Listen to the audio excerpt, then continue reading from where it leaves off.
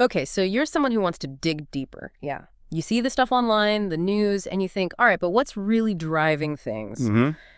That's what we're doing today. We've got this text, this really interesting source, and it poses a bit of a, well, a provocative question. Are we really at the peak? Or maybe were our ancestors actually more advanced in some ways? Yeah, that's what grabs you straight away, isn't it? Yeah. This challenge to the standard idea of progress. We usually think, technology, forward march, always getting better. Right. Linear. Exactly. Yeah. But this text suggests, well, maybe we've lost something fundamental along the way, traded certain, I don't know, innate abilities for gadgets. Sure. It makes you think about evolution differently. It really does. And our goal today, using this text you found, is to try and understand the big forces that might be shaping humanity's next steps. Because the text basically says we're standing at this huge crossroads. Precisely. It outlines two really distinct paths. Mm. One is heavily into tech, AI-driven. Mm. They call it technocratic transhumanism. And the other path is completely different. It's about, well, optimizing our biology, expanding our own consciousness, our natural potential. It's a massive choice the text puts forward. So, okay, before we even get to those paths, the text breaks down this model of reality and control. It mentions 5 levels and says most people only really see the first one. Tell us about that. Right. So think of level 1 as the everyday world you see. Politics, elections, the media narrative, what's reported, what's in the history books. It's the visible layer. The surface level? The surface level, exactly. But the argument is that's just the tip of the iceberg. There's a lot more structure underneath. Okay, so if that's the surface, what's directly underneath that? Level 2. Level 2 is where you find these networks of influence. The text uses terms like lodges and control structures. Think intelligence agencies, powerful think tanks, maybe groups like Freemasons, Bilderberg. Yeah. Examples given in the text. Oh, okay. The point is, these groups are often hierarchical, they operate behind the scenes, and they influence the visible structures of society. Okay, is this heading towards, secret societies pulling all the strings? Well, the text presents it more like influence functions through these established, often opaque, networks. Yeah. It's not necessarily one shadowy group, but rather systems, hierarchies with their own agendas that implement decisions maybe made higher up. Right, more about the structures than specific individuals, perhaps? That seems to be the idea. These structures become the way things get done in the world we see. So who's influencing these networks? Level 3. Level 3, according to the text. Yeah. This is where it gets really interesting. It talks about ancient family lines, clans, some potentially going back, way back, maybe even to Atlantis. Atlantis, wow. Yeah, and it stresses these aren't just, the modern rich list. It's about lineage, birthright, and they apparently stay hidden, sometimes changing names over centuries. So we're talking deep history here, a really long game of influence. What's their role then? From that perspective, their focus would be on the grand sweep of civilization. Yeah. Shaping the big narratives, the fundamental directions, the long-term strategies that then, filter down through those level 2 groups. That's a huge scale to think about. Okay, level 4. Who advises them? Level 4 is described as the realm of the occult teachers of these elites, figures the text calls magicians, magi, druids. They're presented as the ideological architects, shaping the worldviews of those powerful families. So they provide the philosophy, the belief systems? Kind of. And interestingly, the text suggests even the level 3 folks aren't totally free agents. They might have wealth and power, but they're still guided by these esoteric teachings. Their kids are often put through intense training, it seems, to keep it all going. So even the powerful are guided. That's unexpected. Which brings us to level 5, exopolitics. What on earth is that? Right. Level 5 shifts gears completely. It moves beyond just human affairs. It talks about extraterrestrial, intraplanetary meaning inside the Earth, maybe, and interdimensional influences. Okay, now we're really out there. Yeah, it really pushes the boundary. The text claims something like 97% of existence is actually subtle, energetic, not the physical stuff we usually focus on. And it suggests this level is where the really big decisions get made. About the planet, its resources, even it uses the term harvesting human. Harvesting, that sounds ominous. So the idea is that our politics, our societies are influenced or even managed by non-human forces. That's the implication, yeah. That the other levels are sort of intermediaries, administrators for agendas coming from this 5th exopolitical level. It fundamentally challenges the whole idea of who's actually in charge. Okay. That's a lot to take in. Let's try and anchor this back to our future. You mentioned that fork in the road, transhumanism versus biological optimization. Let's break down transhumanism first. What does that look like? So the transhumanist path, as the text paints it, is driven hard by AI. It's about merging more and more with technology, blurring the lines between human and machine, basically. Becoming dependent on tech? Increasingly dependent, yes. The text suggests AI is the engine here, and this path leads towards, well, maybe losing some essential human autonomy. We become reliant. And what are some specific examples the text gives? Like, what are the goals? It mentions things like artificial brains, uploading consciousness, putting your mind in the cloud, maybe transferring consciousness to synthetic bodies to live forever. Immortality through tech? Kind of.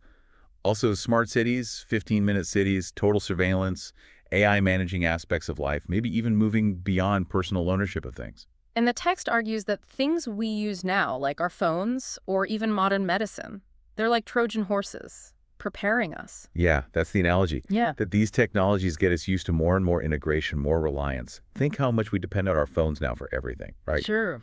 The text suggests this is conditioning us, making us more open to deeper technological integration later, maybe without fully realizing the trade-offs. So the worry isn't just convenience, it's about potentially losing something core to being human. And who controls this tech? Exactly. It's about passivity versus agency. Are we enhancing ourselves, or are we outsourcing our abilities, our decisions, maybe even our biology? And yeah, the control question is huge. Okay, let's flip to the other side then. Biological optimization. What's that about? The cosmobiological path, yeah. This is about looking inward, realizing we're maybe more than just physical bodies. It's about expanding consciousness, developing our innate abilities, things we might not even know we have. Like natural talents. Potentially far beyond what we consider normal talents now. The idea is that the real power, the creative force, isn't just in machines, it's inside us. We just need to unlock it. The text brings up this idea of Earth being a genetic spiritual experiment. Can you unpack that a bit? It's a pretty wild concept. The text posits that Earth has been, for maybe hundreds of thousands of years, a kind of laboratory. The goal, to develop humans who can hold higher consciousness within this physical 3D reality. So we're part of a long-term project. Sort of. And it suggests that changes happening now, even genetically, are part of optimizing us for this, allowing higher awareness to function here. And it mentioned 22 different genetic programs. Yeah. And different forces involved. That sounds incredibly complex. It does. The text hints that there might be multiple groups, maybe different kinds of beings involved in this experiment, potentially with competing aims, which leads directly to that conflict we mentioned. Between the tech path and the biology path. Exactly. Two fundamentally different ideas about what humanity should become. And for this biological optimization to work, the text says we need certain kinds of environments. Yeah, that's crucial. It argues that our innate abilities, our potential, can only really flourish in environments free from constant stress, trauma, artificiality. It contrasts this with modern city life, which it sees as disruptive and unnatural. So living closer to nature, perhaps? Less stress? Basically, creating supportive environments where our natural capacities can actually emerge. Low-stress, harmonious environments seem key. The text also used Atlantis as a warning. What was the lesson there? Right. Atlantis is presented as a cautionary tale, a super advanced civilization, technologically brilliant, that apparently destroyed itself. Why?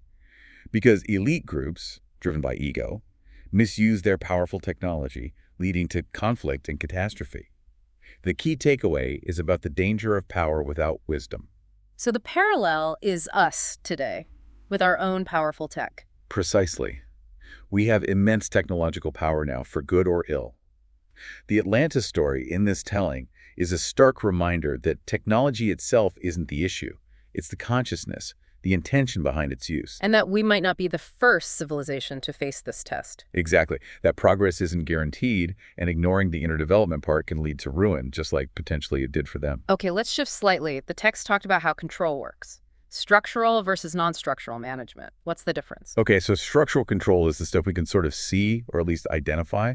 The hierarchies, the organizations like those lodges or think tanks from level 2, tangible structures. Got it. Non-structural control is more subtle. It works through information fields. The ideas, the beliefs, the assumptions that shape how we think and what we even consider possible. Information fields, how does that work? Like propaganda. It's broader than just propaganda. The text uses the term egregores. Think of them as collective thought forms or dominant belief systems. They're created and spread through media, education, culture. Okay. And they basically set the boundaries of acceptable thought. They limit the options we perceive, like maybe a belief that humans are inherently limited, or that a certain economic system is the only possibility. So even if you got rid of the secret societies, these background beliefs could keep things running the same way. That's the core argument, yeah. That this non-structural control is embedded so deeply in our worldview that it doesn't entirely depend on the physical structures. It's become part of how we see reality. Which ties into the knowledge pyramid idea. Exactly. The text contrasts the power pyramid power concentrated at the top with the knowledge pyramid, where knowledge at the bottom, for most people, is fragmented. Like specialization in education. Yeah, it criticizes education systems for teaching lots of isolated facts, but not necessarily connecting the dots into a coherent worldview. You get pieces, but not the whole picture, which makes it hard to make truly informed choices. Okay, so given all this complex reality, these control systems, how does the text suggest we live consciously within it all? Well, the big message is that consciousness determines being. It's not about whether we use technology, but how. With awareness. How so? With awareness, technology can be liberating, right? Automate boring stuff, free up time. But used unconsciously, it leads to dependence, distraction, maybe losing touch with ourselves. And the text suggests technology should be used to solve big problems, enhance life, and maybe better energy solutions are even being held back. Yeah, it definitely hints that the purpose should be positive, solving problems, freeing people from drudgery. And it does question whether we already have solutions, maybe for energy, that aren't being implemented for other reasons. Ultimately, it asks you, the listener, to think about your values. What kind of future do you actually want? And then use tools, including technology, consciously towards that vision. And education's self-learning is key to doing that. Absolutely. Understanding the connections, thinking critically, that's positioned as vital. It's the opposite of just passively accepting the direction things seem to be going, which the transhumanist path might encourage. It's about being an active creator. It keeps circling back to that core choice, doesn't it? Tech control or biological potential. And it even suggests we might rediscover abilities like telepathy. Yeah, it throws that out there. Yeah. That maybe abilities we think are sci-fi are actually latent human potentials that could emerge if the conditions were right, if we created those supportive environments we talked about. Which could make some current tech unnecessary. Potentially, yeah.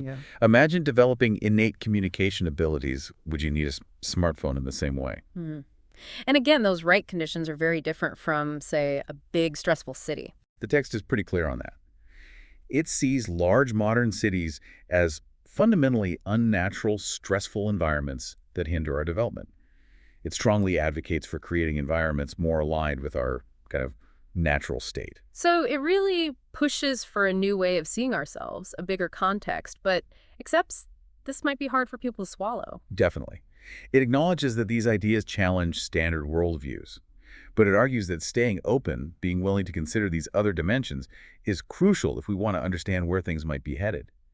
And overcoming division, starting with ourselves, is key. So wrapping this up, the core message seems to be humanity's at a major decision point, a really fundamental one. That's the essence of it, yes. A crossroads. Yeah. And a choice needs to be made, consciously or unconsciously. Between a future heavily managed by technology, potentially losing some autonomy, or a future focused on rediscovering and developing our own inherent biological and conscious potential, reconnecting with ourselves and maybe the wider cosmos. And it leaves us with those big questions. Who am I? Where did I come from? Where am I now? Where am I going? Asking those seems like the starting point. Exactly. The text frames those as the essential questions for finding purpose. And it stresses that everyone, you listening, has a part to play. It's about choosing conscious living, taking responsibility, being an active creator, not just a passive consumer swept along. Choosing creation over consumption. It sounds like, according to this text, the time to make that choice is, well, right now.